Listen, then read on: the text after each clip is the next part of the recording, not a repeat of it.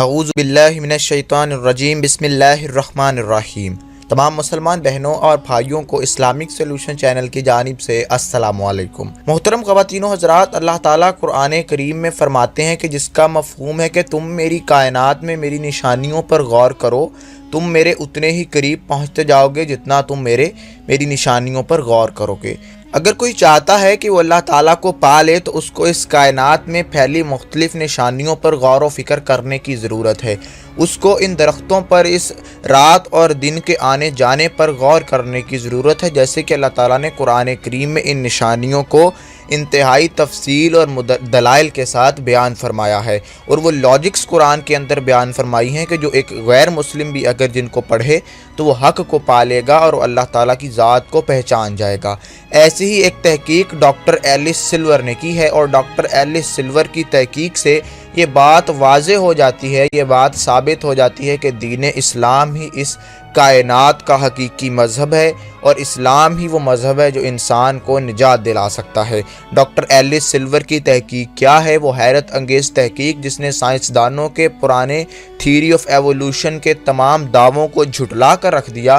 آخر وہ تحقیق کیا ہے، اس ویڈیو میں تفصیل سے آپ کو بتائی جائے گی۔ اس تحقیق کو دیکھ کر کوئی غیر مسلم اگر اب بھی غیر مسلم رہے گا تو اس کی بدقسمتی پر افسوس ہی کیا جا سکتا ہے۔ اس سے پہلے کہ باقاعدہ آغاز کریں، چینل کو سبسکرائب کر لیجئے تاکہ آنے والی مزید ویڈیوز بھی آپ کو وقت پر ملتی رہیں۔ سامعین، ڈاکٹر ایلس سلور ایک ایوولوشن سائنٹسٹ ہے، یعنی کہ جس کا کام یہ ہے کہ وہ دریافت کرے کہ آخر انسانوں کی زندگی کی ارتقاء، اس کی ابتدا کہاں سے ہوئی، ایوولوشن کہاں سے ہوئی۔ اس کے بارے میں بہت ساری تھیریز، بہت سارے نظریات سائنسدانوں کے درمیان پائے جاتے ہیں، لیکن تازہ ترین نظریہ جو ڈاکٹر ایلس سلور نے پیش کیا اور جس کو سائنسدان ابھی تک جھٹلا بھی نہ پائے، اس کا نام ہے ہیومنز آر ناٹ فرام ارتھ۔ یہ کتاب ڈاکٹر ایلس سلور نے لکھی، اور جب یہ کتاب انٹرنیٹ پر آئی تو اس کی دھوم مچ گئی۔ تمام سائنسدانوں نے اس کے اوپر ڈیبیٹ شروع کی، اور آخر اس کتاب میں ایسا کیا تھا، ایسے کون سے دلائل ڈاکٹر ایلس سلور نے دیے کہ جن کو تمام سائنسدان فی الحال ماننے پر مجبور ہو رہے ہیں۔ Doctor Ellis Silver evolution scientist ہے۔ اس نے انسانوں پر اور اس زمین پر موجود باقی جتنی سپیشیز موجود ہیں ان کے اوپر تحقیق کی اور ان کا موازنہ کیا، ان کی عادات میں، ان کے اندر موجود بیماریوں میں، اور نیز ان کی زندگی کے ہر فیکٹر کو، ان کی زندگی کے لمحہ با لمحہ چیزوں کو ایک دوسرے کے ساتھ ان کا موازنہ کیا، اور اس نے جو فائنڈنگز بتائیں وہ حیرت انگیز ہیں۔ اور اس فائنڈنگز کے بعد جو کنکلوژن اس نے بتایا، اور وہ کنکلوژن یہ تھا کہ ہیومنز آر ناٹ فرام ارتھ، یعنی کہ انسان اس زمین سے نہیں ہے، یعنی اس زمین کی مخلوق ہے ہی نہیں، انہیں کہیں اور سے اس زمین پر لایا گیا ہے۔ اور اسی چیز کو اس نے اپنی کتاب کا ٹائٹل بنایا اور اس کتاب کو چھاپ دیا گیا۔ ابھی چیدہ نکات اس کتاب کے آپ کو بتاتے ہیں کہ کون کون سے دلائل ڈاکٹر ایلس سلور نے ہیومنز آر ناٹ فرام ارتھ کے اندر بیان کیے ہیں۔ ڈاکٹر ایلس سلور کا کہنا ہے کہ باقی تمام جاندار انسانوں کے علاوہ جتنی سپیشیز اس زمین کے اوپر موجود ہیں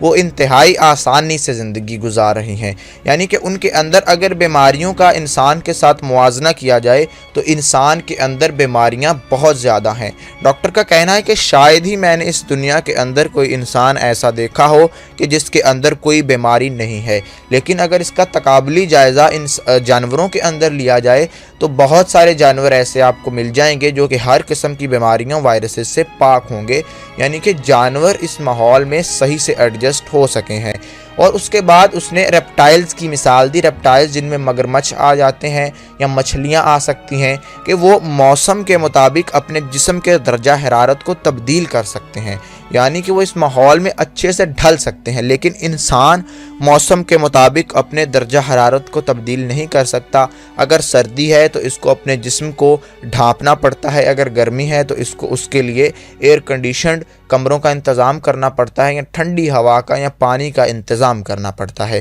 اسی طرح ڈاکٹر ایلس سلور نے کہا کہ انسان کی زندگی میں بہت ساری مشکلات جس چیز کی وجہ سے ہیں وہ ہے کشش ثقل، یعنی گریوٹی، یعنی اس پلینٹ کے اوپر، زمین کے اوپر گریوٹی اس قدر زیادہ ہے کہ انسان کو عموماً کمر درد رہتا ہے، انسان کو گھٹنوں میں، جوڑوں میں درد رہتا ہے، جو کہ اس بات کی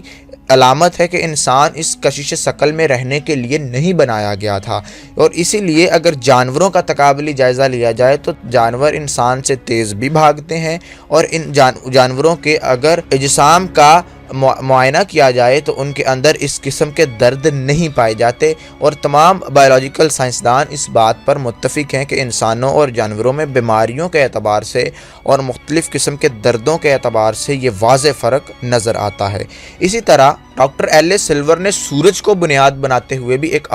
ایک دلیل دی ہے۔ ان کا کہنا ہے کہ سن لائٹ، چونکہ جو سورج کی شعاعیں ہیں وہ انسان کو بہت زیادہ اثر انداز کرتی ہیں۔ ہم انسان اگر تھوڑی دیر سورج کے اندر بیٹھ جائیں تو ہمیں ڈی ہائیڈریشن ہونے لگتی ہے، ہمارے جسم کا پانی سوکھنے لگتا ہے اور ہمیں شدید پیاس لگتی ہے، اور ہو سکتا ہے کہ ہیٹ اسٹروک سے ہماری جان بھی چلی جائے۔ لیکن کسی بھی جانور میں ایسا نہیں ہے۔ جانوروں کے اندر سورج کی شعاؤں کو برداشت کرنے کی جو قوت ہے انسانوں سے کئی گنا زیادہ ہے۔ اس لیے یہ دلیل بھی ایک دی گئی ہے کہ انسان جہاں سے لایا گیا وہاں پر گریوٹی بھی بہت کم ہے، وہاں پر سورج کی شعاعیں بھی یہاں کی سورج کی شعاؤں سے بہت کم ہے، وہاں پر تپش بھی بہت کم ہے، انسان وہاں زیادہ سٹیبل زندگی گزار سکتا ہے۔ ان تمام دلائل کو جب سم اپ کیا گیا، ان کو اکٹھا کیا گیا، تو ڈاکٹر ایلس سلور اس بات کو کہنے پر مجبور ہو گیا کہ انسان اس زمین کی مخلوق ہے ہی نہیں، کیونکہ یہ اس زمین پر 100% فٹ نہیں بیٹھتی۔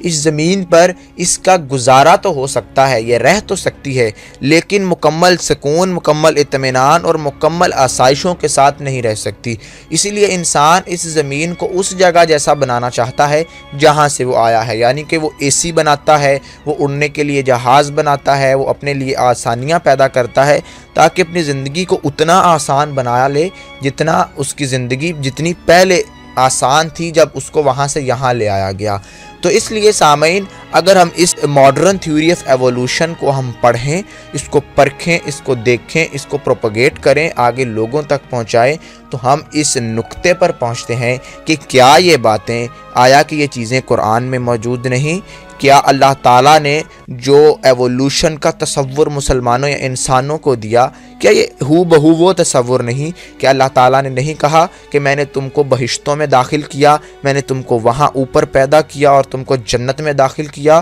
اور پھر حضرت آدم اور اماں حوا کو جنت میں رکھا، اور اس کے بعد انہوں نے ایک ایسے پھل کو کھا لیا جس کو کھانے سے اللہ پاک نے منع فرمایا تھا، اور پھر سزا کے طور پر انہیں اس زمین کے اوپر بھیج دیا گیا۔ ڈاکٹر ایلس سلور نہ تو مسلمان ہے اور نہ ہی اسلام کا طالب علم۔ اس نے یہ تمام چیزیں فیکٹس، دلائل، سائنٹیفک فیکٹس کی بنیاد پر کہیں، اور جب ہم نے اس کا موازنہ کیا قرآن کے ساتھ اور اپنی تھیوری آف ایوولوشن کے ساتھ جو اسلام دیتا ہے، تو ہم نے ہو بہو دونوں کو ایک پایا۔ ہو سکتا ہے کہ ڈاکٹر ایلس کچھ معاملات میں غلط ہو سکتا ہے کہ آنے والے سائنسدان اس میں امپروومنٹ لے آئے، اس کو مزید بہتر کر لیں۔ جیسے جیسے یہ تحقیقات کرتے جائیں گے، یہ اسلام کی تھیوری آف ایوولوشن کے قریب آتے جائیں گے۔ یہی وجہ ہے کہ جو لوگ تحقیق کرتے ہیں، جو لوگ سوچتے ہیں، اپنے ذہن پر زور دیتے ہیں، اور اللہ تعالیٰ نے اس لیے انسان کو دعوت دی ہے کہ اس کائنات میں پھیلی میری نشانیوں پر غور کرو۔ جب تم میری نشانیوں پر غور کرو گے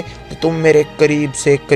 قریب تر ہوتے چلے جاؤ گے۔ تو اس لیے ہم نے دیکھا ہے کہ بڑے بڑے سائنسدان جب وہ تحقیق کرتے ہیں، کسی نقطے پر پہنچتے ہیں، تو وہ نقطہ اسلام کی تھیوری کے قریب ترین ہوتا ہے، اور وہ سائنسدان اسلام قبول کر لیتے ہیں، چونکہ فیتھ، یقین، ایمان بھی انسان کی زندگی کا ایک بنیادی جز ہے۔ سائنسدان جب یہ تمام چیزیں اپنی آنکھوں سے اور خود ایکسپیرینس کر لیتا ہے، خود دریافت کر لیتا ہے، تو اس کے پاس کوئی اور چارہ نہیں بچتا کہ وہ اسلام کی حقانیت، وحدانیت اور یکتانیت کو قبول نہ کرے۔ اسلام اپنے آپ میں واحد سچا مذہب ہے، اور اللہ تعالیٰ نے اس قرآن کو اور انبیاء علیہ السلام کو اس زمین پر ہماری رہنمائی کے لیے بھیجا، اور ایک پورا کوڈ آف کانڈکٹ اور ایک پورا ثبوتوں کا پلندہ ہمارے پاس بھیج دیا، ہمیں بتلا دیا کہ آخر یہ دنیا کیسے بنی، میں نے اس کائنات کو کیسے بنایا، میں نے تمہیں کیسے بنایا، اب تمہارے لیے بہتر کیا ہے، صحیح کیا ہے